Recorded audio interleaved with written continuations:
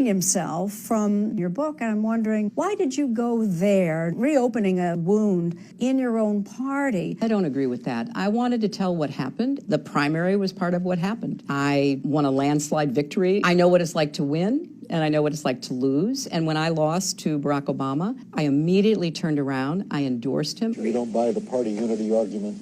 I don't. My husband did not wrap up the nomination in 1992 until he won the California primary somewhere in the middle of June. I convinced my supporters to vote for him. We all remember Bobby Kennedy was assassinated in June. I didn't get the same respect from my primary opponent. I move that the convention suspend the procedural rules, and I move that Hillary Clinton be selected as the nominee of the Democratic Party. Thank you, Senator Sanders. Senator Sanders has moved in the spirit of unity. I congratulate her, and I intend to do everything I can to make certain she will be the next president. I've been for universal health care coverage my entire adult life. Health emergencies can't wait for us to have some theoretical debate about some better idea that will never, ever come to pass. I've worked to achieve it. We've accomplished so much already. We got closer than we ever had with the Affordable Care Act. The Democratic Party in the United States worked since Harry Truman to get the Affordable Care Act passed. I'm on the committee that wrote the Affordable Care Act. I voted for it.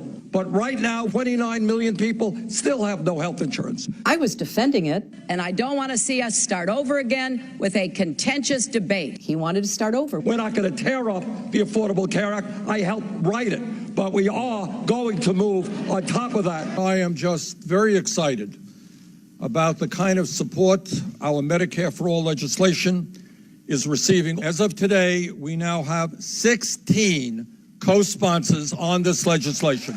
I am proud to be a Democrat. I've been a Democrat for decades. I have supported Democrats. I want to say thank you to Bernie for all that you have done. Thank you, Bernie, for your leadership. Thank you, Bernie. Thank you, Bernie. Thank you to Senator Sanders for his amazing leadership on this. Thank you, Bernie, and aloha, everybody.